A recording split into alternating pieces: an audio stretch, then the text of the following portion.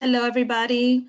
Thank you for coming. We're going to start in a couple of minutes so we can give other people time to log in.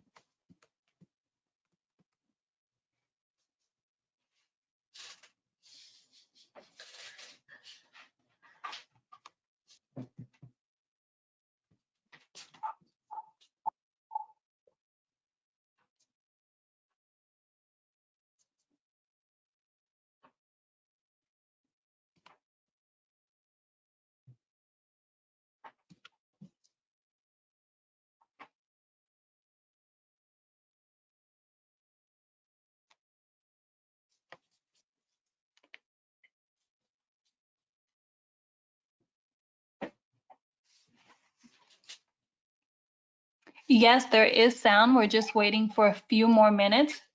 We'll begin. I also saw that someone mentioned in the question box that they didn't receive a certificate for a webinar earlier in this week, and we'll get to that at a certain point during the webinar and an email where you can address that if you are missing a certificate.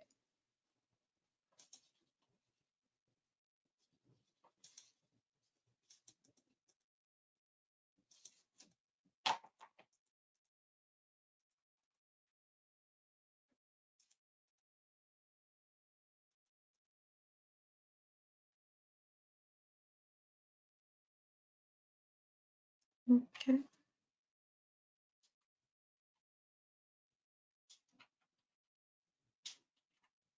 Someone also asked that if 2 people can join in on the webinar. Unfortunately, everyone has to log in by themselves. They can also use the dial-in number to do so if that person is still having trouble. We're not at the max, so maybe that person might want to try logging in and out because they should still be able to do so.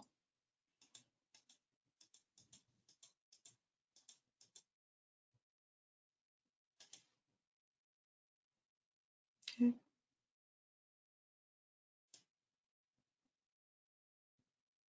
So let's go ahead and get started. Ms. Deborah? Okay. So we just wanted to first of all say good afternoon to everyone that's in on our webinar today. The image before you, you see it says childcare providers change the world one child at a time. So Provider Appreciation Day is actually next week, but we wanted just to take this time to thank you for all that you do. We all know that the world of childcare can be extremely difficult, and this is just a way of thanking you for being so involved in the Broward childcare. So we're very grateful for everything you're doing. You're very essential. And if anything good has come out of this whole situation is that now everywhere in the world, they see how essential early childhood is. So we wanted to say, congratulations, and we appreciate you, even though we're a week ahead, but it's always good to know that you're appreciated. Yes, and thank you for welcoming us in our new norm. Yes. So welcome to the webinar called Let's Talk Class Instructional Support in Pre-K. This is part three of a 3-part series. The first one is called A Class Above the Rest, Learn About Positive Interactions in Pre-K, and that was given by our colleagues Julio and Wendy. The second session is called Classroom Organization, Creating a Productive Teaching Environment in Pre-K, and that was given by our colleagues as well, Ida and Stephanie. And you can find a recording for these webinars and others on the ELC website. We will be showing you how to find them on the website at the end of this webinar. So let's begin with today's webinar. First, we want to introduce ourselves. My name is Pedro Arroyo. I am a Quality and Education Coaching Specialist for the ELC of Broward. And Deborah and I both have the pleasure of working with various providers all throughout Broward County. And at the present moment, we are supporting directors and teachers and helping their VPK students to transition to kindergarten. Okay, and good afternoon. My name is Deborah Cruz. I'm also a Quality and Education Coaching Specialist here at the ELC. And just thank you again for joining us today. So a little bit of a housekeeping webinar. You are going to see a panel either on the right side or left side of your screen. If you look down, you're going to see a section that's called questions. There's going to be a triangle next to it. If you click on that triangle, it's going to open for you to be able to type in your question or your comment. Please just keep in mind that your certificate is going to be emailed to you after the webinar. You will not see a certificate in the handout section because it will be emailed to you after the webinar. You will also see a section for handouts, a tab for handouts. There in the handout section, you're going to see the stipend document instructions, the W-9, the vendor HCH form, and the 2 handouts for the webinar for today. Once you click on the document, a PDF will open, which will allow you to click on the down arrow to download the document to your computer. Please stay with us to the end of the webinar because that's when you will get all the instructions regarding the stipend.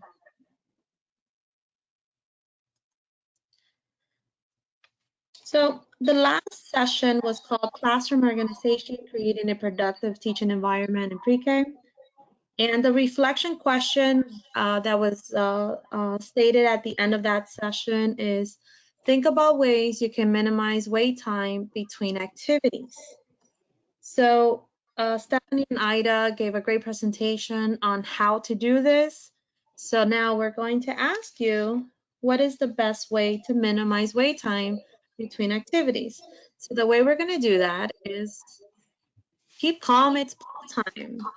So we're going to show you a poll in a minute, and we're going to give you 2 options, and we'll check to see what the results are. So give me 1 moment.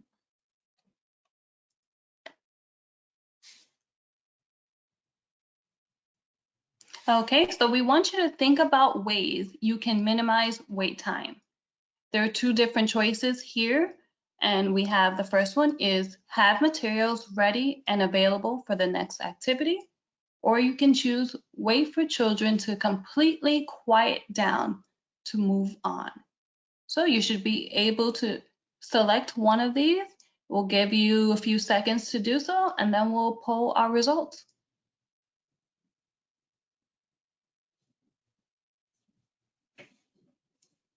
Okay, we're almost there. We got about 60% of the vote in, so we would love to hear everybody's opinion.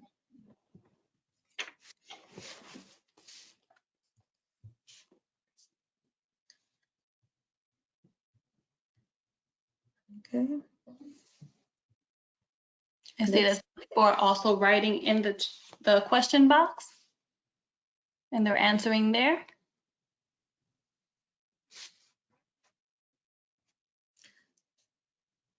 And we want to make sure that everybody has the opportunity to just click on one or the other. And again, this is just a reflection from last time, and see what's the best way to minimize wait time. Okay. Here we go. Okay, and so 98% of you all said have materials ready and available for the next activity. So, and there were 2% that said to wait for the children to completely quiet down before moving on. Although that would be ideal, we do know that sometimes it takes children just a bit more time. So if we have our materials ready and available, we can really minimize that wait time instead. So thank you so much for answering.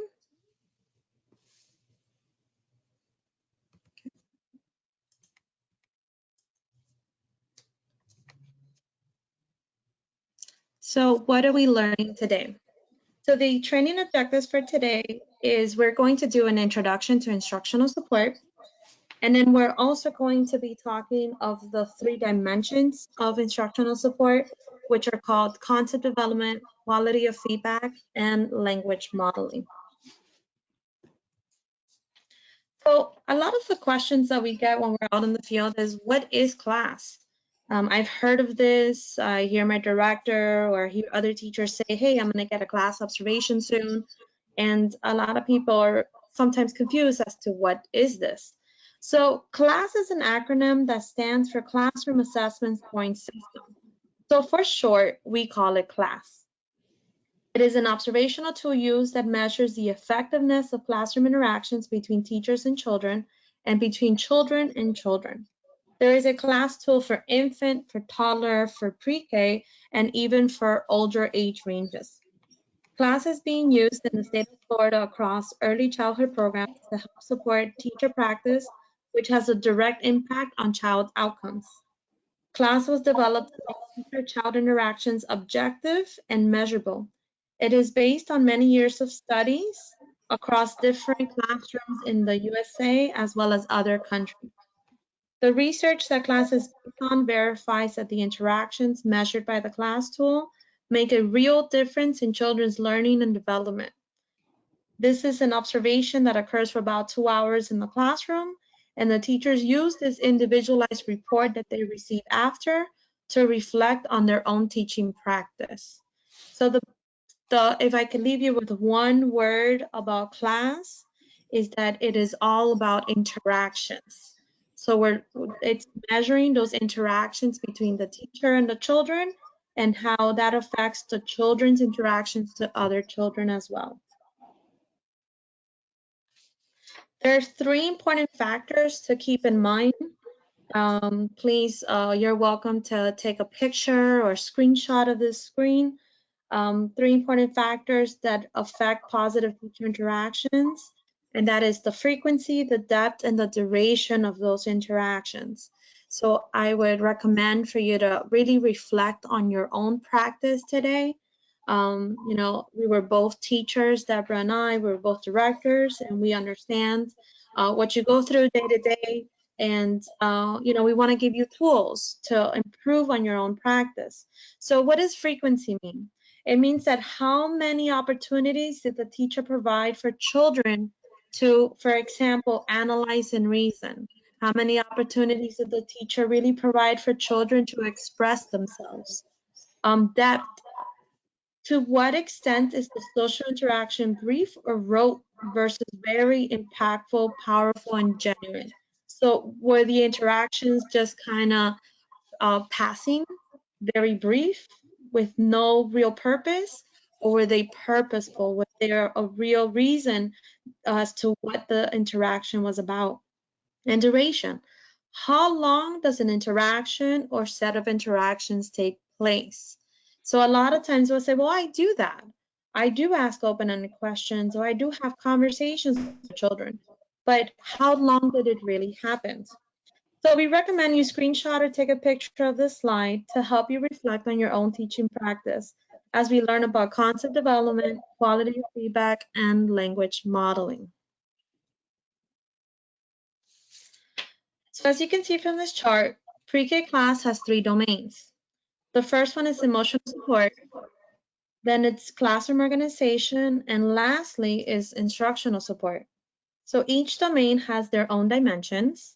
Emotional support consists of positive climate, negative climate, regard for student perspective, and teacher sensitivity. Classroom organization consists of behavior management, productivity, and instructional learning formats. In the 2 previous webinars that I mentioned earlier, in part of this series, my colleagues went over emotional support and classroom organization. At the end of this webinar, we're gonna present to you the step-by-step on how to see those training videos on the ELC website.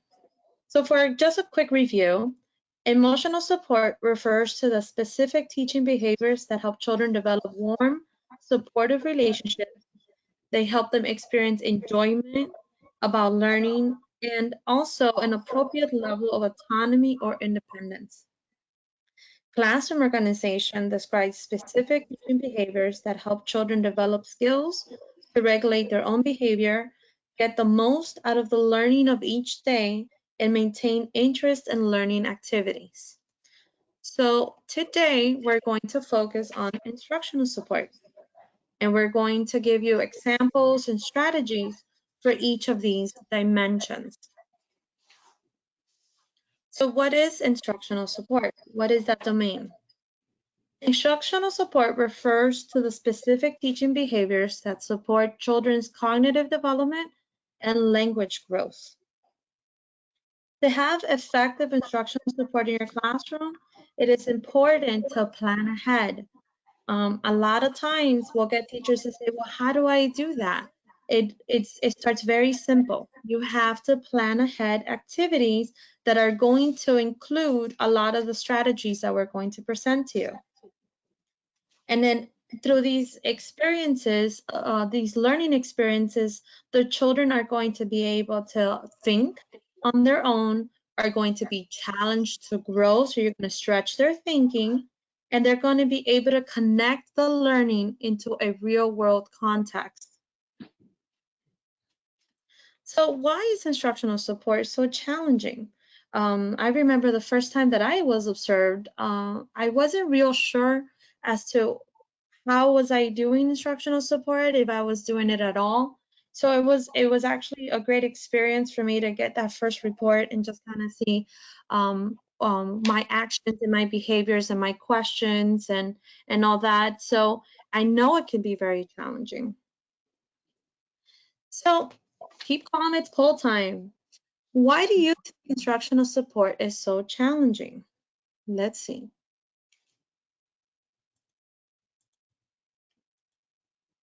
So for teachers, they really find it to be challenging. And these are some of the suggestions that we came up with. So you can pick the one that you relate to most. And you might find it challenging because I find it difficult to think of open-ended questions. It is hard to maintain conversations with young children. Or it could be that adding new vocabulary may be too advanced for my students. So think about your own personal experiences in the classroom and which way in which you feel that instructional support is difficult for you to implement. And we'll leave everyone with a few seconds to pick an answer before we share the results of the poll. And someone said, I'm the first one and the third one. Yes, for some of us, it might be a mixture of more than one thing. That's true. I remember when I was in the classroom, it I mean like it was hard to keep consistent. There was parts of the day that I felt that I was better at it than others. And it was just something that I really had to do, consciously make efforts to improve on. So it wasn't something that it was just very simple to do. So I see the votes coming in. Yeah, so far we have a few more people. They can come, vote in, and we're going to launch the poll very soon. Yeah, Greta, you were mentioning that vocabulary, sometimes if you have a few words in mind for the week, you're being intentional during that time of the day, but maybe then you don't implement the vocabulary any other time. So That's true. That's true. Maybe I might have focused more on small group because I felt like that I impacted the children more, but maybe in other times, maybe in transitions, I could have done it and I didn't take advantage of that opportunity. Okay, so most of the vote has come in. So here we go. and the results are, wow, so it's actually pretty spread out for this one. 30% said, I find it difficult to think of open-ended questions. So that may be something that you have to keep in mind as you're going throughout your day. Another 25% said, I find it hard to maintain conversations with young children. So you may be wanting to think about questions or prompts that you can have throughout your classroom to really help you focus on that. And 44%, which is the largest group, said that adding new vocabulary may be too advanced for our students, right? And we're going to kind of talk about how we can introduce vocabulary and really picking up on the words that the children already know and extending a bit more. Okay, so thank you so much for voting.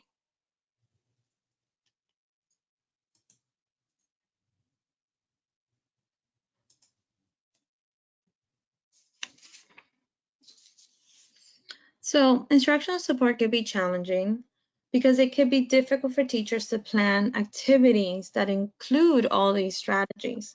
Sometimes asking those open-ended questions in the spur of the moment is hard to come up with, or asking children to think how to problem solve, reason in that moment can also be a little difficult. Sustaining those back and forth or that feedback conversation with children, especially if they're not used to holding a conversation, or even scaffolding, or or helping them with hints, can be difficult at times because they may not come so simple. Or to develop more complex language, we might think like this is going to go over their heads, or this is more than they can understand at this age range. So understanding why it's challenging is important to know why it's something we need to practice every day. And as we practice, we're going to get better at it. So we're going to start with the first dimension, and that first dimension is called concept development. And what does concept development consist of? So what is it? Concept development are the opportunities that the teacher presents to children that help them to develop critical thinking skills. So we want children to be able to think and reason on their own. We don't want them to all repeat the same thing, think the same way, or just be copycats of each other. We want them to start creating critical thinking skills. This is going to help them to generate their own ideas. We're trying to create individual smart children. Are they able to understand the world around them by experimentation and brainstorming? At this age, children want to learn about everything. They're so curious. They're so enthused about learning.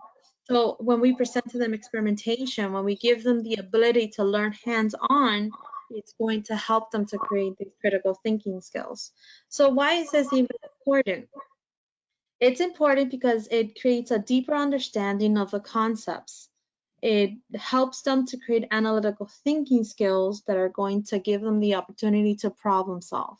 And once they learn how to problem solve, it is going to help them in the older grades. They're going to be able to have a toolbox from where to pull from to help them learn higher math and higher literacy and science. It's also going to increase their curiosity.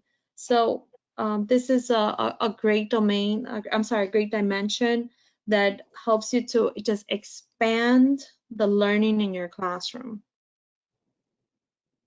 So in this chart, you'll see that concept development is divided into 4 parts, and those parts are called indicators. The first one is analysis and reasoning, then it's creating, then integration, and lastly, connection to the real world. We're going to be discussing each of these indicators and giving you examples that you can use in the classroom. So the first indicator is analysis and reasoning. When we talk about this indicator, it's important to point out that we're not focusing on rote memorization or on right or wrong answers. Instead, we're looking for ways you as teachers use discussion and activities that encourage their thinking. Rote learning or rote memorization is information based on repetition. So examples of rote learning include memorizing the alphabet, the numbers, the shapes, the colors. And even though this is important for the children to learn, in the process of them learning how to analyze and think, these things are going to become, the children are going to learn these things. So let's look at this photo. and to help us understand analysis and reasoning. I thought it was a great photo. It reminds me so much of springtime. It makes me want to go outside.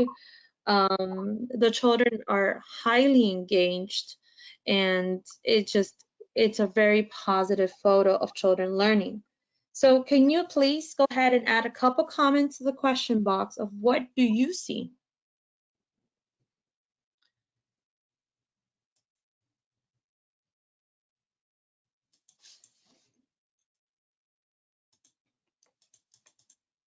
Okay, I see that someone wrote socializing, asking open-ended questions, working together, cognitive play, environment awareness, learning about nature, engaging, um, Very trying to good. get- working together, kids getting dirty, which is good. This is true, right? Our kids get messy, it's fine. That is true. Some of the It's best experiences I've ever had, even as an adult in learning, has been me getting dirty, has been getting our hands-on learning. You know, my sister-in-law took us to a pizza making class, and the pizza did not come out perfect, not by by any means, but it was so fun because we got to explore with ingredients, and that's what these children are doing here. They are exploring with all these different materials. So, as example, we can ask why or how questions here. We can say, why are you adding soil to this pot? And you want to allow the children to answer those things on their own. Again, we're not looking for them to give us the right response. We are just trying to get them to start to think. We're trying to get their thinking motors going.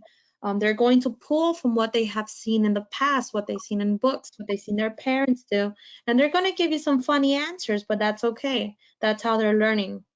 A problem solving question can be, this soil feels so dry. What can we do? And even though you know the answer to it, you want to present this problem to the children so that they themselves can start to problem solve. A comparison question can be, let's look at these flowers. Which one is bigger? And the child can say this one. And then you want to follow up with why? Why do you think that's the case? An evaluation question is, how are you enjoying this? Is this something that you would like to do again? Or can you tell me the steps that you took to get to this part? Or what is it that I have to do if I want to plant a flower myself? And now you're giving the child the opportunity to evaluate, to explain, and to even teach. So this is it's important to note here that we want to allow children time to answer in their own words. They're thinking and they're trying to pull vocabulary and they're trying to explain to you what they are learning in that moment. So you want to give them time to answer. Sometimes we'll see that the teacher will pose a question and a few seconds later she's answering it herself or himself. And children just really need that extra time. It's okay to wait. They're learning to think, so it's going to take them time. So we'll move on.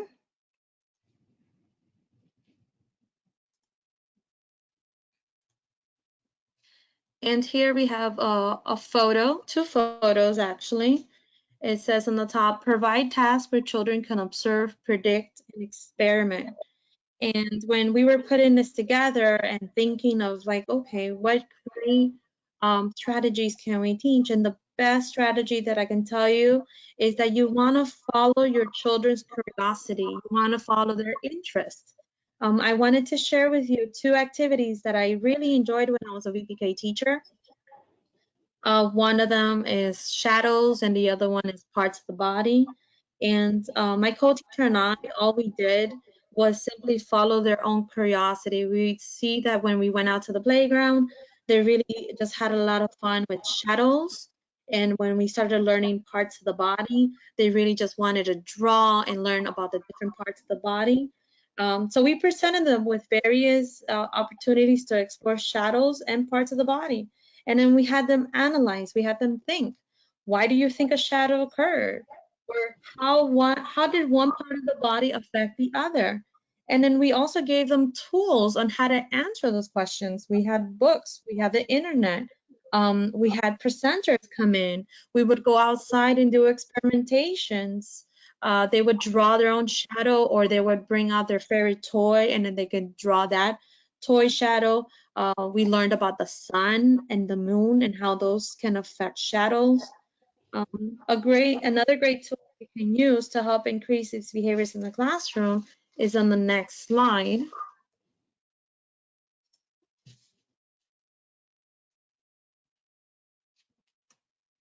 which are sentence prompts. So if you see here, we recommend for you to take a screenshot or even a photo of this screen. Teachers can use these sentence starters to prompt the children's thinking. When we lesson plan these fun learning experience for children, we want to go ahead and write down those questions. It's okay to have those questions ready. You can have them on a piece of paper. You can have them on sentence strips, on 3x5 cards, however you feel comfortable. You can either put them on a ring and have them on your wrist or have them on your belt. And it's okay to go to them.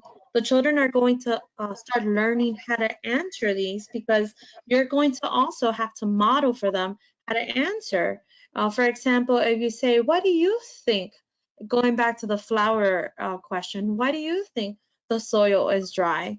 And you see that, the child is thinking and thinking and thinking, and it's not coming.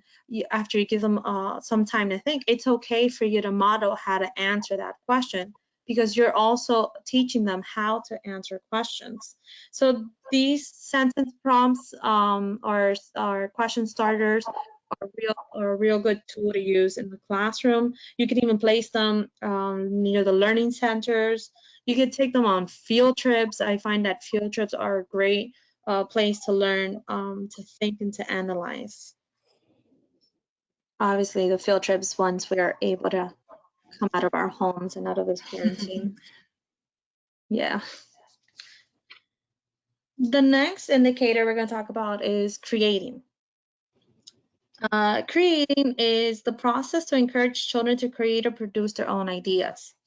So rather than teachers directing children to all do the same product, so instead of everybody doing the same pink butterfly, we want to have children create their own ideas, however it is that they want to do it. Effective teachers encourage them to brainstorm, to plan and produce it. So if you look at the right picture on the top, you'll see it's a brainstorming session. And the middle bubble says, the shoes we wear.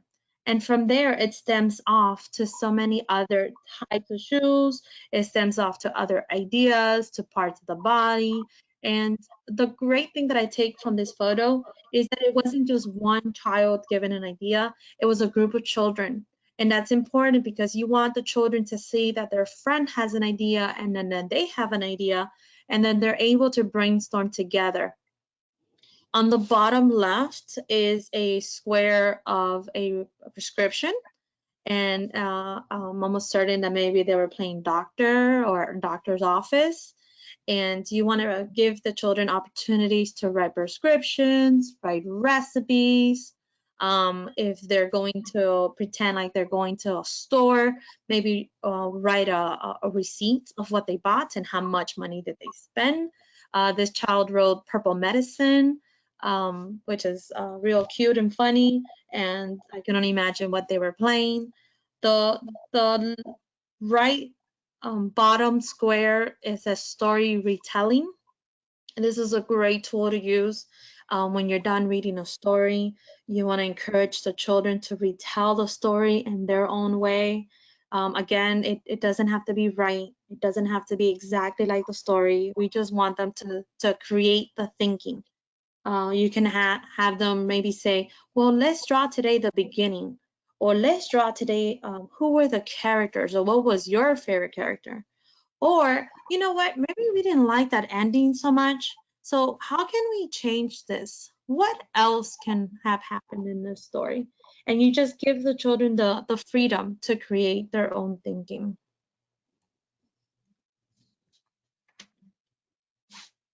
Here is another tool. It is sentence prompts for creating sentence prompts to help the children brainstorm, to plan what they're going to do. And then when they produce it, you want to follow up and say, how did it go? Did what you planned work out?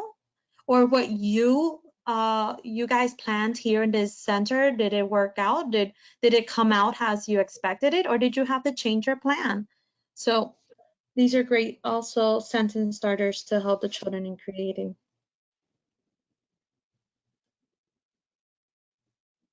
Another great strategy is called the yes and method, and I think it's really good.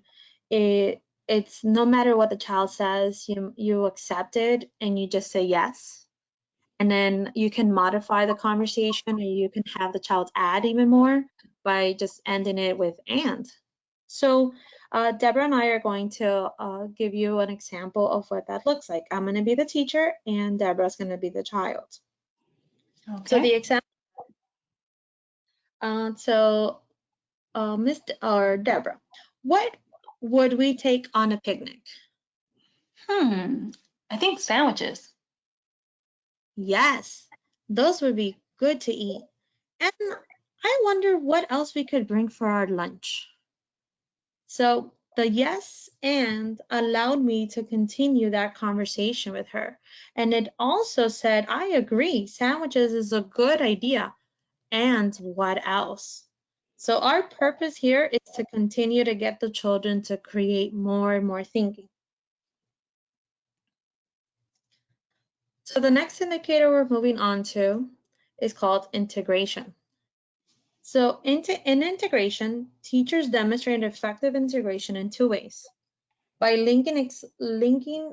explicitly linking concepts and activities to one another, and by linking concepts and activities to previous learning. So let's look at this photo as an example. How can this teacher connect the exploration of fruits to the previous learning? For example, she can compare the fruits to color or shapes that they have learned in the past. Or she can, maybe in the past, they might have learned about vegetables. And so she can compare the fruits to the vegetables and say, hey, how are these the same? How are these different? Or what happens if we were to open this? Do you guys remember when we opened the potato? Do you think the potato and the pineapple, once we open them, do you think they're going to be the same? So the teacher is connecting the previous learning to the actual learning now. And this helps the children to connect that previous knowledge.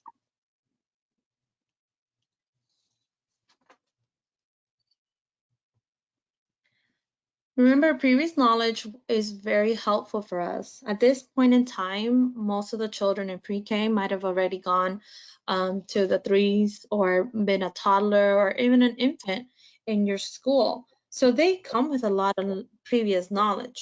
So use what they already know to help them understand something new. Here is a strategy.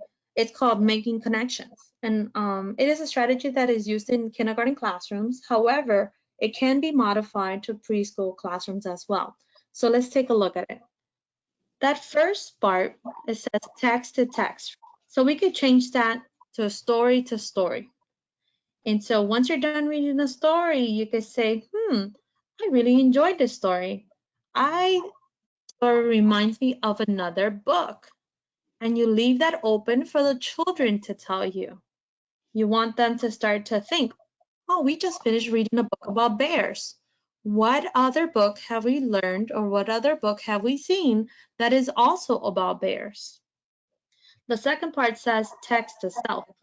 So instead of text to self, you can say story to self.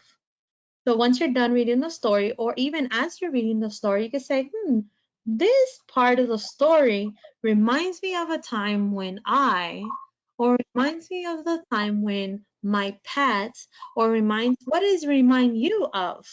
So you're prompting the children to think, what else does it bring to their memory? And the last part is text to world, which we could change it to story to world. And you could say, this part reminds me of something in the world, or something in my neighborhood, or even something in my school. and you have the children finish that prompt, and then you're helping them integrate their previous learning to their actual learning in the present moment. The last indicator for concept development is connections to the real world. Real-world connections happen when teachers relate concepts and activities to children's daily lives and experience. This makes learning more meaningful and relatable for children. When explaining a new concept or reading a book or having an experience that is so much fun, use examples that are likely to occur in the children's lives and encourage them to add examples of their own. Remember, at this moment, a lot of the children are thinking about themselves, are thinking about their parents, about their grandparents, about their pets, about their shoes, about their shirt. So you want to bring in what they already connect to into the lesson. So why is concept development so tricky? Concept development can be a tough dimension because it's not always simple to define. I agree, even the name alone can be confusing. So a great tool to learn something is to teach it. So we're going to give you an opportunity to teach this to somebody. I present to you Ms. Sharon. Ms. Sharon is a new teacher at your school. So how might you explain to Ms. Sharon concept development? So please take a moment and enter your response in the questions box. How would you explain concept development to her?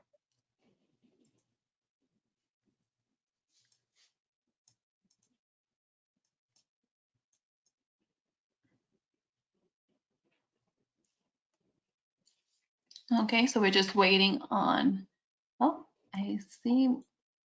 One of our goals in this classroom is to get the children thinking. You're right on the money with that. The journey of learning, to demonstrate or to show examples in the classroom, taking something the children already learned and connecting it, going deeper into more details, how we teach children how to make connections. What else do we see? Express themselves, use open-ended questions, help them to think for themselves, critical thinking processes, get Those are children thinking. great examples. Yes. So I think Greta, our participants, are really right on the money with this. Yes, they are. So teachers promote higher order thinking skills is a great way to maybe say it or explain it to Ms. Sharon. Instead of just engaging the children in roll call, which is just memorization, memorizing the alphabet, memorizing the letters, memorizing numbers and shapes every day and every day, you embed it in the learning, embed it as part of the learning experience. So you want children to learn how to think and understand, not just memorize. They are encouraged to make connections to the previous learning and to the real world, and that's a great opportunity for teachers to really bring those learning experiences into the classroom. So we're going on to our next dimension, which is called quality of feedback. Okay, thank you, Greta. So yes, we're going on to quality of feedback, which is the second dimension under instructional support. So when you're thinking about quality feedback, you might ask yourself, what is it? So they describe quality feedback as interactions that are learning conversations. So this back and forth exchange. It's meant to create learning opportunities and provide meaningful feedback. So the feedback portion is really important. And why is it so important? Well, it makes children explain their thinking. It also increases child involvement as a positive and encouraging environment is formed. So that environment and that safe space is really important, and it really gets the child to be comfortable to have these kind of conversations and dialogue. And it also increases constant and meaningful dialogue again. So when we think of quality of feedback, we want to envision a wide variety of conversations that is of substance. So we want that rich and meaningful discussion taking place in our classroom.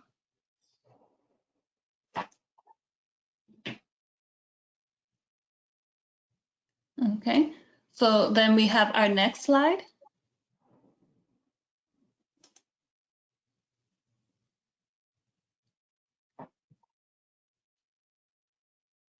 It's coming in. It's just it got very, very dark out here. So I think the internet might be a little slower. So Okay. So I'll get to speaking on it and hopefully it'll show up on your end. And the next slide anyway is just a presentation or visual presentation of what quality of feedback is. So there it is. there we go. Thank you so much. So when we look at the chart, we see that it's divided into 5 separate parts. On the first section over to the left-hand side, we see scaffolding. So this is what, it consists of hints and assistance that we give our students. Then we move over to feedback loops. And that's simply just that back and forth constant exchange between the student and the adult. Prompting thought process are those higher level thinking questions. And this gets the children to be encouraged and really thinking about their responses. It's more those why or how type of questions. Then we move on to providing information. It's how we clarify and further explain our thoughts. And then lastly, we have encouragement and affirmation.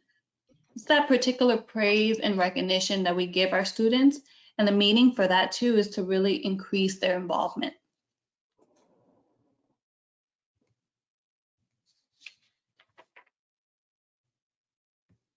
Okay. So with quality feedback, when you think of it, really, it's how teachers expand learning and encourage that participation. When we describe quality feedback, we describe it as learning conversations. It's part of those back and forth exchanges.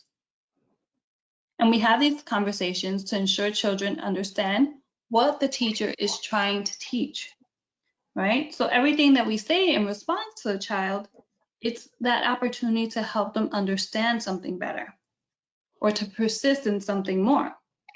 Quality feedback is about responding to those opportunities in a particular way. We also want to make sure we're engaging our children. Are we being intentional and in the moment? It's not enough to just give this feedback, but we want to make sure we're giving it during the time that it's happening. We want to ask these follow-up questions, and as well, we want to provide information in response to the child. So quality of feedback helps us have a deeper understanding of concepts and teach those concepts to the children. And the focus of the process is more about learning rather than just simply getting the answer correct. We want to know how they came to the answer. When we look at scaffolding, it's hints or assistance.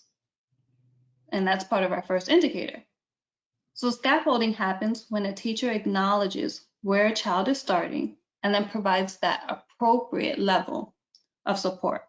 And the key word here is appropriate, because we really want to know what is in the best interest of the child. And knowing your students and forming that type of relationship is really going to help you understand what their needs are. So what does it look like? In the first image, we see an adult and a child. And right now, I feel like the child is really frustrated. And it seems like maybe they're just having a hard time learning to tie their shoes. So as an adult helping this child, something you might want to do is explain the steps to tie the shoes and then model that behavior. Then what then what the adult can do is ask the child to repeat those steps back and then have that child model that behavior again. In the other image, we see an adult with a child and it looks like they're working on a puzzle. So the teacher may offer support to help a child with a task like this. The teacher may give hints or even provide hand over hand instruction or physical support in order to support the child. Okay. So now when we look at quality feedback and we look at feedback loops, this is described as that back and forth constant exchange. You can think of it like a tennis match. Again, that consistent back and forth. So rather than a teacher dropping the ball after a child returns it, an effective teacher instead would want to continue to engage the child and send that ball back to the child's court. So when a teacher makes a statement, the child can respond, and then the teacher responds, and so forth.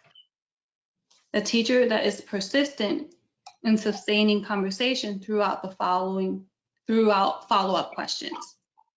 And then the goal really here is just to expand that child's thinking and that child's learning.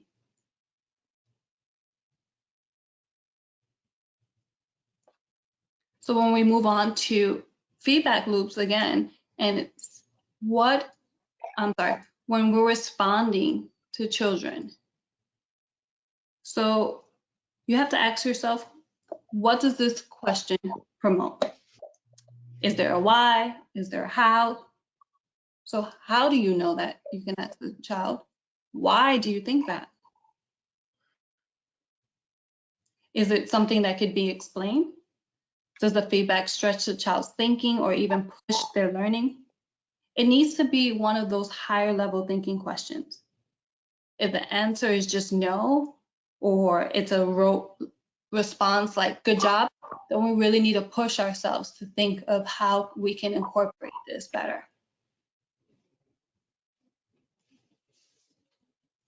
So right now we have just a quick example of what that type of dialogue might look like in a feedback loop.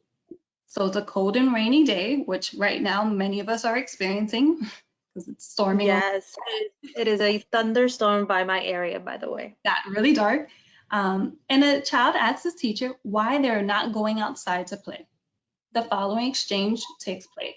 So right now I'm going to ask Gretel to join me in on this little dialogue. Okay. So we have to stay inside. Well, why do you think? I don't know. Look out the window and tell me, what do you see? I see rain. So what would happen if we went outside? We'd get wet. And how would that make us feel? Ugh, yucky. That's right, we would feel yucky because our clothes would get wet from the rain. So that's why we're staying inside instead. So if you notice during that conversation, there were many times that the student would only respond in a one-word answer. That happens to a lot of us as well. So the teacher needs to really drive that conversation and continue asking questions to receive feedback from her student. Some students need to give them that extra push in order to be able to have a consistent conversation. So when we go on to prompting thought processes, so you see this figure here or this image, and the child has the thinking cap and the statement that says, I am thinking. So when we think of this indicator, it's more of an opportunity for children to think out loud. An example of prompting thought process would be a teacher introducing a new book during story time and then showing the cover of the book to the students. The teacher can then ask something like, what do you think this story is going to be about? Then the teacher can intentionally build on the children's responses. She can ask them to explain their thinking. She can ask follow-up questions or even provide information to get them to think and dig a bit deeper. Here we have another really great image that you can feel free to either screenshot or take a picture of.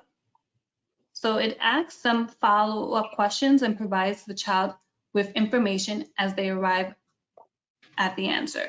So with the first box, it says, is it sunny or cloudy? And that's a statement from the teacher. And a child might respond, sunny. Now, for ineffective feedback, if you were to just give a simple, you're right, this doesn't really give that child any additional information. Instead, you might want to approach it with, how do you know? Just making that simple statement or that question really gets the child to start thinking. So another example is a child saying, look at my painting. And ineffective feedback would be, wow, you used a lot of red. That may be true. That child might have painted that whole paper red, but that doesn't really get the child to start thinking or explaining their thoughts. So instead, you might say, well, tell me about the colors you use. Why did that child use red? Is it his favorite color? Is this child trying to draw that he's upset? What does it mean? And the last one is a child stating, I built a tall, tall tower. Ineffective feedback with the teacher would just respond, great job. And this one is a hard one for many of us to not really dig deeper and give intentional feedback. So instead, they might say, show me how to build a tower just like yours. With quality feedback, we also go into providing information. It's the effort to expand a child's understanding or action by providing additional information or clarifying a response. With this indicated, the teacher is providing feedback to children. Teachers can provide information by clarifying particularly correct or incorrect comments. For an example, a child looks at a decaying pumpkin and says, oh, there's fuzzy black hair growing on the pumpkin. And the teacher responds, yes, something is growing on the pumpkin. That fuzzy black stuff is mold on it. And the pumpkin was sitting on the wet ground and it began to rot and mold. With that feedback, the teacher is not only introducing possible new vocabulary, but also explaining the process of how the mold occurred. So with this one, we want to look at an example too of providing information. It's usually divided into 3 different parts, which is expansion, clarification, and specific feedback. So with expansion, it might look something like a child saying, it's hot. And the teacher would respond, yes, it is hot. The sun is shining on the slide today, making it hot when you touch it. So with this, the teacher provides additional information to the child on what they already know. The child already understands that the slide is hot, but now the teacher is providing the reason for why the slide is that way. For an example clarification, a teacher might say, did you ride a yellow bus? And the child might respond, a big bus? And the teacher says, yes, the bus you rode is big and yellow. It's big in its size and it's yellow in its color. So the teacher provides additional information, but she also helps to build the child's thought in a more complete sentence structure. We might really want to incorporate this when we have children who don't have as much of an expansive vocabulary, or they tend to just speak in short sentences. We want to really clarify and expand the responses. And then for specific feedback, a child might say, I built a great big castle. And a way that a teacher can respond would say, you worked really hard and you took your time building the stacks in the castle. That's a great job. So with this statement, the teacher was being so much more intentional and gave a detailed response to that child. And now we look at encouragement and affirmation. And just with this image, that's kind of what we should be thinking about when we are showing this to our students, right? This big high five, and the whole purpose here is that we're really acknowledging and encouraging our children's efforts. And we encourage them to persist, or we want to push a child to try a new strategy. So when a teacher points out and recognizes a child's efforts, they're encouraged to continue going and continue participating. This means that teachers actually are enforcing what children are doing well and encouraging them to keep going. So it's not so much of just saying, nice job. We want to encourage this positive relationship between a teacher and a student.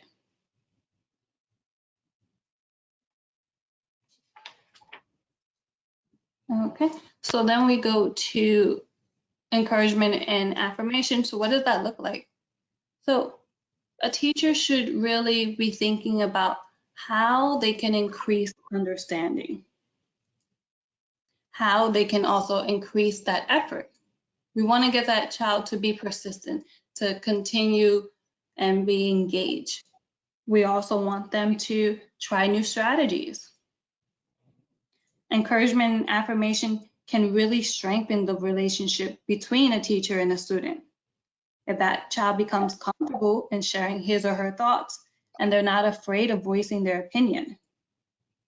And it takes time to build that relationship, but if that child has that comfortable and safe space, they're more likely to be engaged and to participate.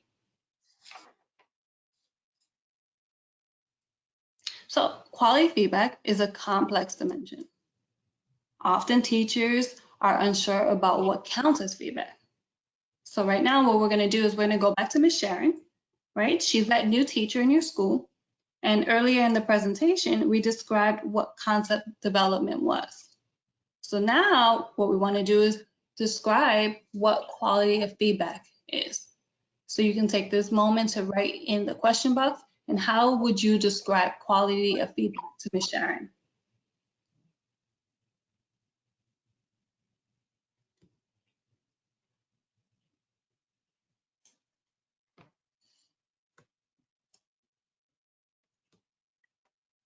So we have some comments coming in. Encouragement. We see feedback that prompts thinking.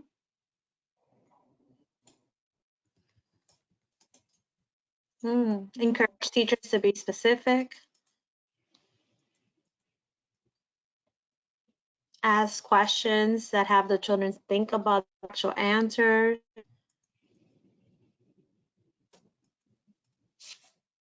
All right, awesome. I like this last comment. It says quality of feedback.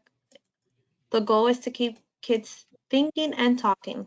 That's a great summary right there. Okay, so, and then the responses as well are how a teacher's feedback promotes understanding so that children can answer questions. It also considers how quickly a teacher responds to the things children say or do, and it describes how teachers offer feedback to expand learning and encourage participation. Again, all the things that you've been stating align to this.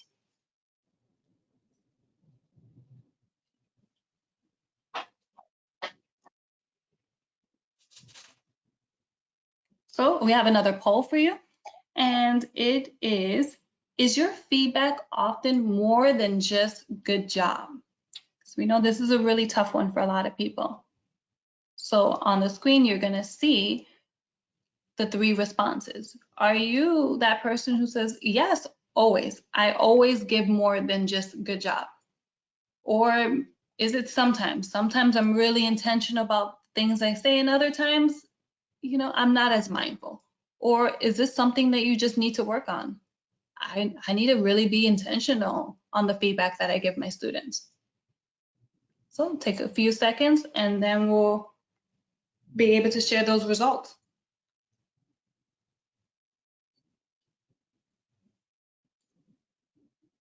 Sometimes I say yes, always. Sometimes I need more work on this. In my case, I always needed a little bit more work on this. I was so used to saying, good job. I was so proud of them all the time. And I wasn't very specific.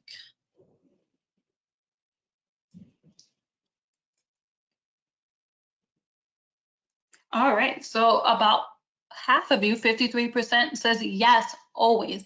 I always give more than just good job. So pat yourselves on the back because that is something really hard to incorporate. 40% says sometimes. So sometimes I'm intentional and other times I need to work on this. And just 7% of you said you need to work on this. So thank you for being so vulnerable with us.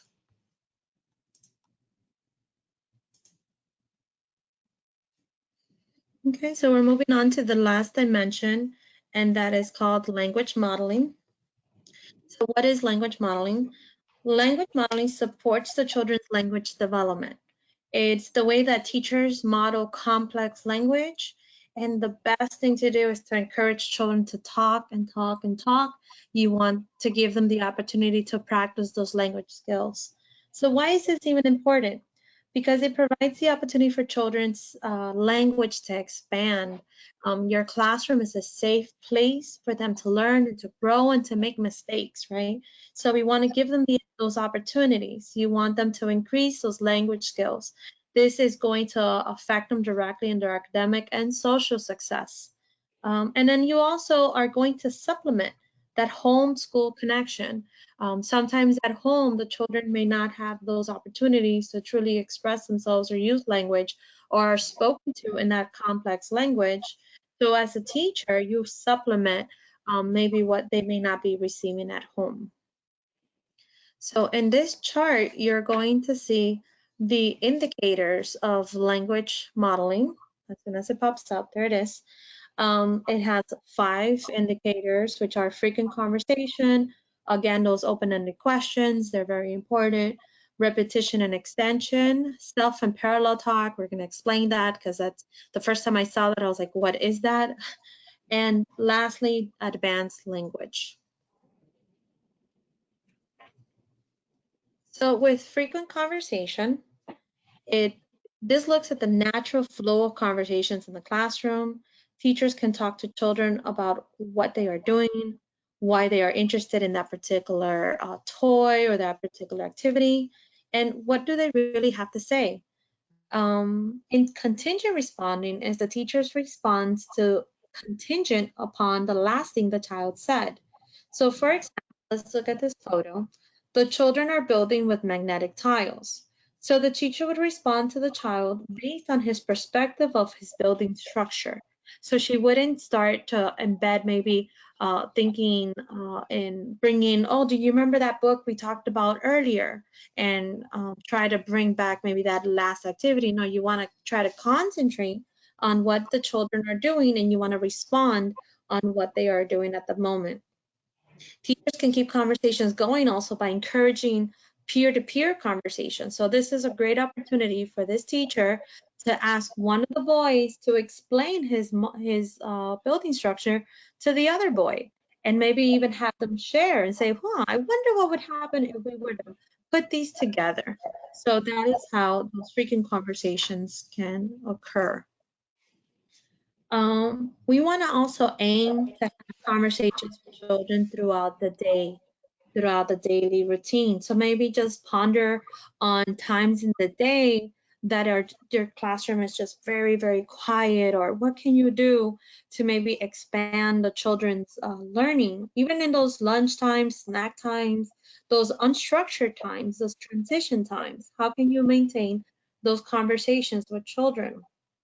This is going to encourage them to continue practicing their language skills. The next indicator is called open-ended questions. And this indicator looks at the open-ended questions that teachers ask as well as children's response to them. So you want to ask as many open-ended questions as you can. These are important because it requires the child to answer in more than just one word. It technically doesn't even have to be a question. It can even be, tell me more, or I wonder what else you could tell me about this. And those open-ended questions or open-ended prompts prompt the children to use more language.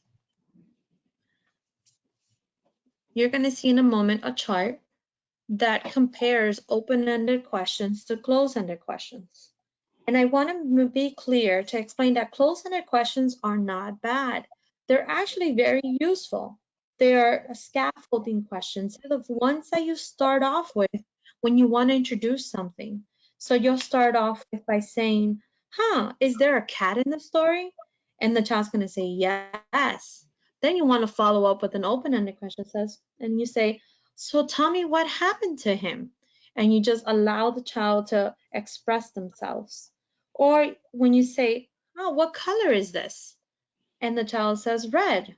Well, that's a close-ended question. So you want to follow it up and say, yes, you are correct. The fire truck is red. Tell me more about this fire truck. What do you think about it? And so you want to link these two when they work in tandem with one another. One helps the other. But you want to make sure that you're continuously doing those open-ended questions, because if you only stay in those yes or no or sometimes questions, the children are not going to have the opportunity to practice their language skills. So the next indicator is repetition and extension.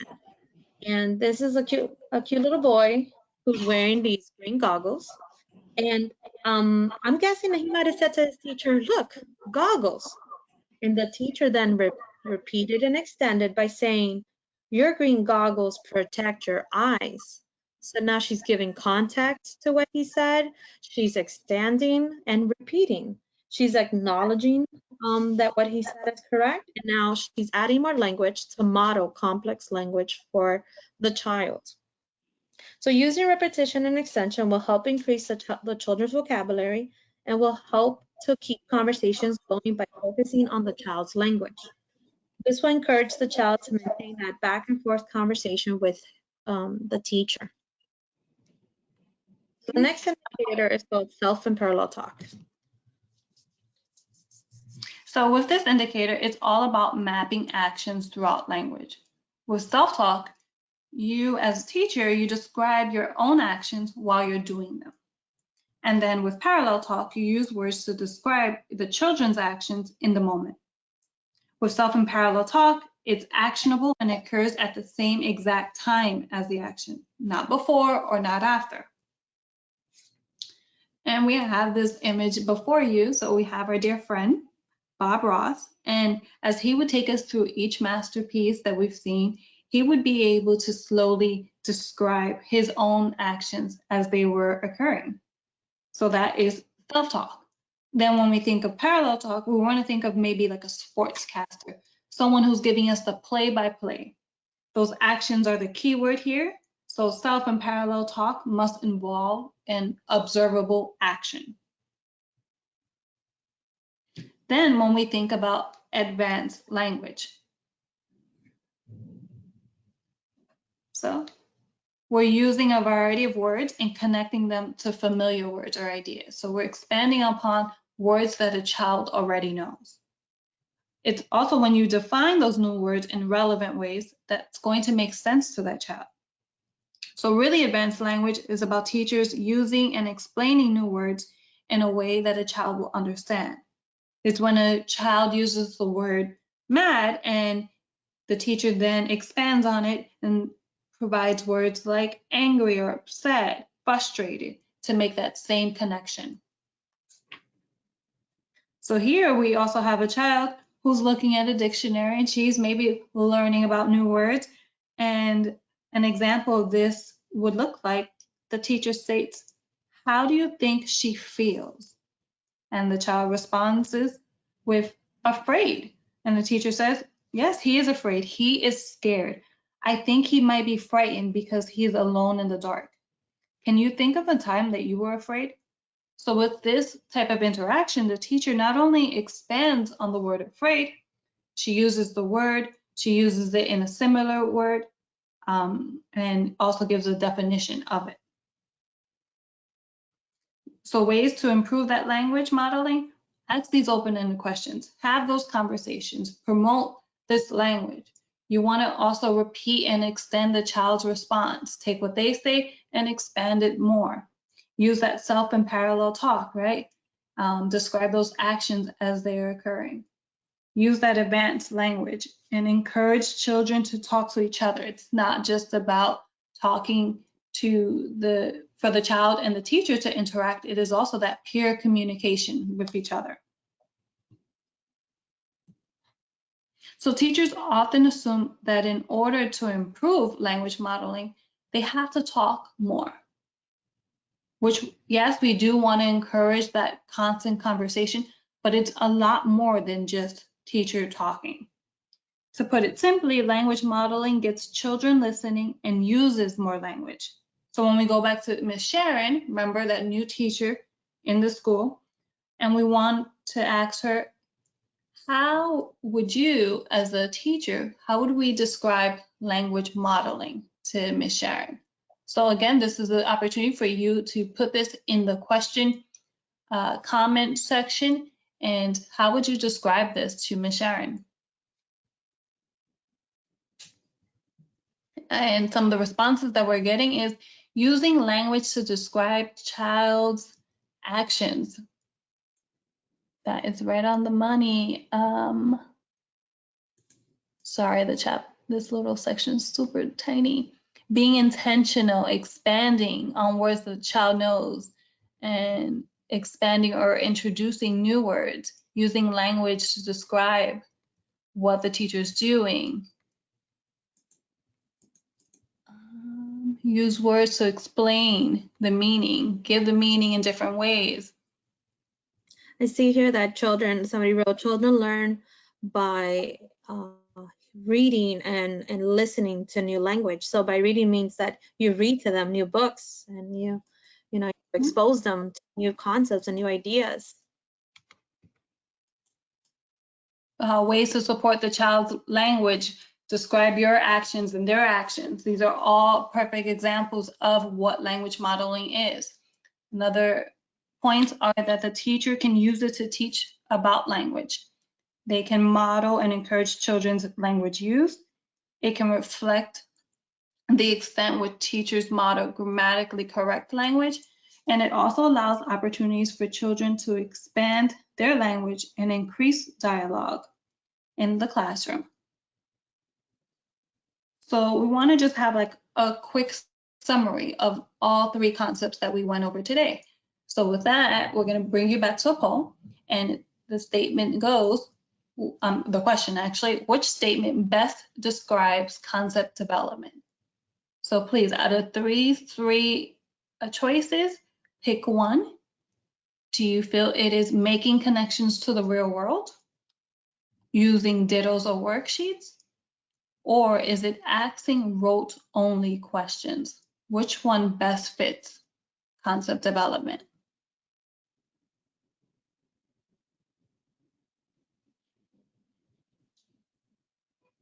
We'll give you all just a few more seconds.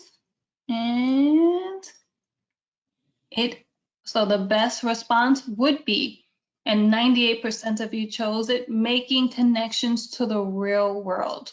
When a student finds that this information is more tangible and they can understand it better, this is the best way for us to really describe concept development. And remember, we don't really want to ask rote questions. We want to ask questions that's going to expand their thinking, those open-ended questions.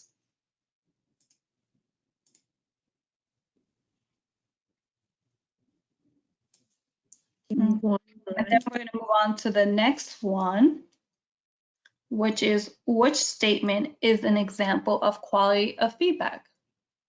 Again, we want to pretty much summarize quality of feedback for all of you.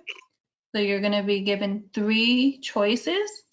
And for this, it is providing children with all of the answers.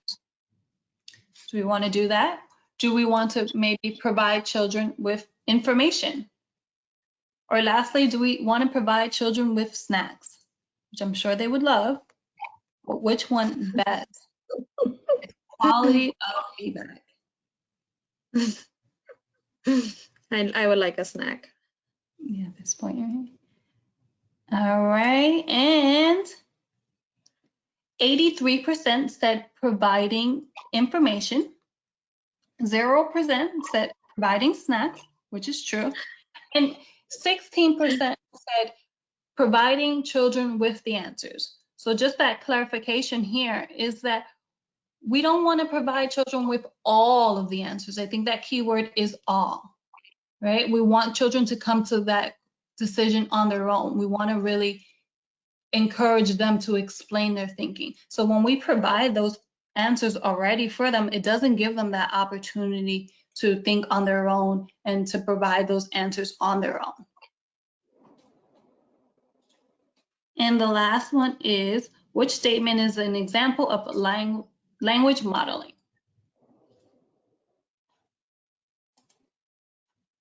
And we have for this one 3 choices.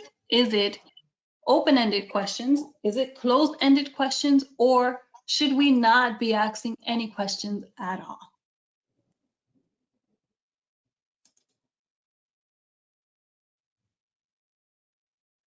Now this one is for language modeling again. And 99% of you said language modeling is asking open-ended questions, and you are completely correct in that. 1% did say closed-ended questions only. It is okay to ask closed-ended questions, but it should not be the only one, right? We need to make sure we have a mixture of both. And what we wanted to leave you with before we start wrapping up the end of this webinar is just a reflection question. So as you're going into your practice, and some of you I know are still outside of the classroom, some of you are in your schools, but when you do go back to your classrooms, think about which instructional support strategy will you commit to trying with your students? Are you going to work on concept development, language modeling? Think about that. So now to wrap up the end of our webinar, we just want to make sure you're going to see our information later at the end of this. You can email us with any questions. We'll answer some questions at the end regarding the webinar. And the best way to describe instructional support is I found that these 2 pigeons just really summed it up for me. And instructional support can be so daunting because it seems like it's so much to do, and it's like, how can I get this all in? So one pigeon says to the other, what are other words for strive for? And the pigeon says, seek, strive for, pursue, aspire to, aim for, attempt, work toward, desire, or have a go at, just try. So that's what we're going to leave you with today. Try a strategy. Start with one, then embed another, and then practice. Practice makes perfect. So have somebody come in and say, hey, listen, I'm going to try something new with my kids. Can you please take a couple notes? Look for open-ended questions and tell me how many I do, or see how many times I actually have conversations with kids. Just try, aspire to, attempt, work, desire to do better. So we really hope that you learned a lot from this webinar today. We're very excited that you were able to be with us, and we hope that you took some strategies and some information that is going to be helpful and fruitful for your classroom. Okay. So the last thing we're going to go into more information on is the webinars that are online and the stipend information. So I'm just going to read this off so you can remember where to get your handouts. If you look at that handout column there, if you open it up, you're going to see the stipend instruction, the W-9 form, the vendor ACH form, and the 2 handouts for today's webinar. Please go ahead and download those now. Again, if you have any follow-up questions, we're going to look at that later. It is also very important that you remember that you will not find a certificate in the handout section because it will be emailed to you after this webinar is done. Okay, and we were looking, we just saw a lot of the comments coming in referring to the stipend. So we're hopefully going to be able to address a few of those questions now. And this sheet in front of you, or this slide in front of you, gives you a bit of information. So you must, to receive the $150, you have to, complete at least 3 ELC virtual trainings. Now, the trainings that are offered are usually on Tuesday, Wednesday, and Thursday. This upcoming Monday, we will start offering trainings at 7 p.m. In order to receive your stipend, you must also have a current bank or credit union account. So unfortunately, we're not taking any paper checks at this time. And you must complete the W-9 and ACH form, which is connected to the handout sections. So you should be able to download those forms if you have not done so already. And you'll see as well more on this if you have, I'm sorry, I don't know if actually Allison is on the call just yet and if she wants to possibly pop in at the moment. I'm here. I am not an organizer, you know, I'm a panelist. Hi, everybody. I hope you enjoyed the webinar. I know I did. I learned a lot. And now it's time for some open-ended questions, right? We're not going to do closed-ended questions because we've learned so much today. I cannot see the question box or the chat. So I'm going to see. I know one question I saw that popped up before is if someone went to a training and did not receive their certificate in the past, what should they do? I just want to make something clear to everybody that's on the phone. So right now, the stipends are going to be issued for April trainings only. Please remember that when we started April trainings, we were not offering stipends. This is something that we were able to do kind of midway through that we're happy to offer and put some money in your pockets. So please note, this is for April trainings. May trainings, we're hoping to be able to do something with stipends as well. So if you have attended at least 3 of our April trainings, please do the paperwork, the W-9 and the ACH direct deposit, and send everything to me. If you attended, let's say today's training, yesterday's training, and Tuesday's training, those were designed as part of a three-part series. Tuesdays were infant and toddler, Wednesday was challenging behaviors, and Thursday was pre-K based. If you attended them standalone, that is okay. They were designed as a series. However, you can take them individually. So I hope that addressed that question. Are there additional questions coming in? I don't know any other questions. Also, someone had said, oh, I attended a training and I did not receive a certificate. So all trainings except for this week, you should have been able to download the certificate. And starting this week, we did change that a little bit. And going forward, it will be different, that if you attend a training, you'll be receiving your certificate after the training ends. However, if you attended a training and you're not sure that you didn't get your certificate, you can email us, email me, and we can check into that. Remember, our system, this fabulous GoToWebinar system that we're learning, records who has attended and who has not attended.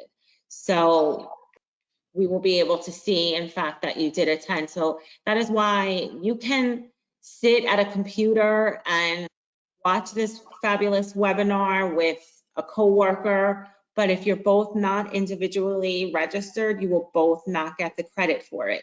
You need to have an active email address. Everything is going to go to your email address.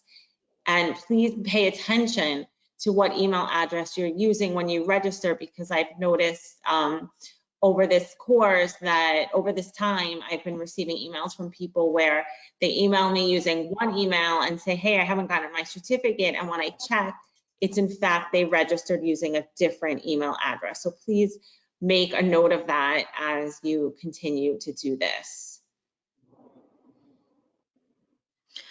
Okay, somebody wrote a question. They're wondering if that doc presentation that was, I believe, a webinar. School learning is not counted. The school readiness unlocked, I think that one is called, is not part of it. Someone also said If I missed it, Sorry, Gretel. It's only, or Deborah, I wasn't sure who I'm talking over one of you. I'm sorry. It's only for ELC educational trainings. Doc preschool was a meeting, and the other one, school readiness revealed, exact name of it, that is not part of the series. okay. Someone also said for Tuesday, if I missed the training, can you receive a stipend for that? And I think, Allison, the answer is unfortunately no. It only counts for live trainings. Is that correct? That is correct. You are welcome to. What we have been doing is on Fridays, we have been uploading the webinar recordings to our website. So you're very welcome, if you missed a training, to watch it for the content. These are amazing trainings that should be taken advantage of, but they are not part of in-service or stipends. And another question that I saw appear a few times, there are people asking, what if I only have taken so far 2 trainings? We will have to see how many people that applies to and see what we can do for that. The reason why we started with 3 trainings is it takes a lot of work for us to process stipends. So we will look at that. If it's a big concern, you can email me directly and we can see what we can do about that, and see where we can go from there. And just keep in mind, I understand everybody wants the stipends. Believe me, it's a crazy time. But just also keep in mind, these are really good trainings that we have put together for you, because this is such a great opportunity to share this content. Would we encourage anyone to possibly take some of the trainings next week, and that can count as their 3rd for the time being? Or that's kind of a question I got as I well. can say 2 things. One, I doubt at this point that you could probably get into any of those trainings. They're probably already full, but I encourage you to take additional trainings in May. I do. I just think, again, when we started this in April, I think our first training was maybe 4 weeks ago, April 2nd, we had no idea we were going to do stipends. So again, things change, and hopefully they'll change again for the better. But again, we've had such an overwhelming response to this. We really have to see how far our funds can take us on this. Okay. So I And think the last question before we move on, it says, do we need to wait to have all 3 trainings completed before emailing Allison the paperwork? Yes, that makes it for an easier process for us to verify, because remember, attendance at all the trainings will be verified. It just makes it for an easier process. Okay, so CEUs are not part of the trainings. I saw that comment come up. Correct, no CEUs.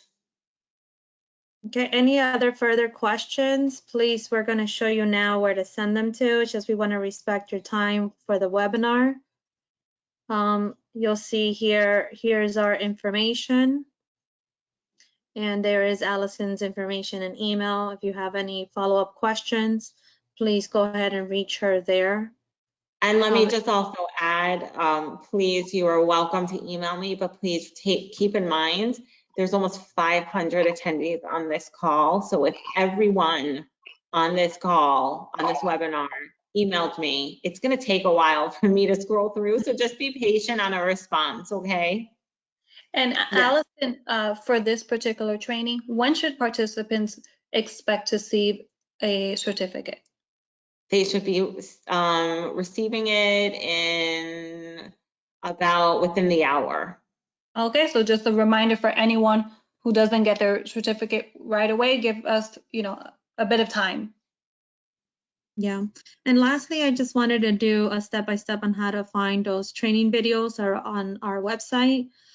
First, you want to go to the website, www.elcbroward.org. Then you're going to go to that panel on the left side, and you're going to click on for providers. It's there on the screen now. There's just a little bit of a delay. Just click on providers. And then that is going to take you to another menu. On the left side, you'll see it again, and then you'll just click on provider training videos. And voila, you're there. You're going to see all the previous training videos, great resources, great information. Again, we were part of a 3-part series, so if you want to complete the series, we encourage you to do so. There will not be certificates for these provider training videos from the ELC website, but don't let that deter you. It's great information, and you want to gain all these strategies for when we go back to the classroom. The upcoming trainings, you're going to see it come up in a moment on your screen. There are 4 trainings scheduled for next week. Again, registration is very limited. It's probably already completely full, but just be on the lookout. You want to go to the calendar right on the top of our website, and then you'll have access to the link to register for them. Next Monday is the first nighttime training, so we're excited for that.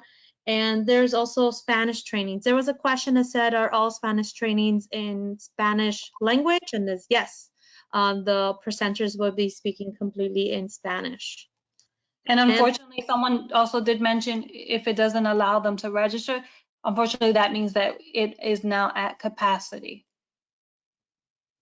So thank you so much for being with us today, for taking this moment to learn, and we're very grateful for what you do in our community, and may you have a great, great day.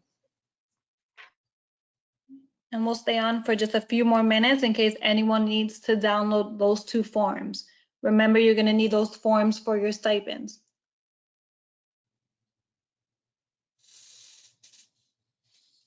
Great job, ladies.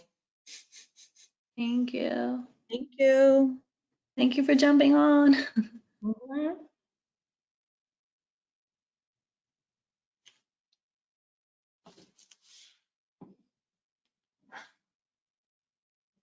Thank you. We love your positive comments. Thank you so much. And we're very, very happy that you enjoyed the training. I see a lot of people say great information that they're going Someone to said, take. how do you download the forms? Yeah. So how do you download the forms? You go to the handout section.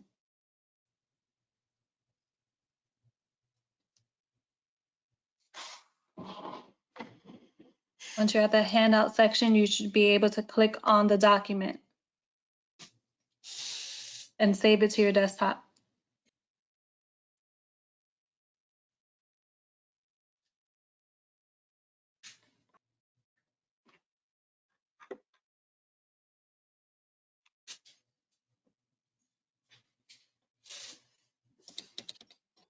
Also, I just want to do a shout out to Tracy Ann. I know she was a little upset that I didn't shout her out at our last training that I stepped in on. So shout out Tracy Ann.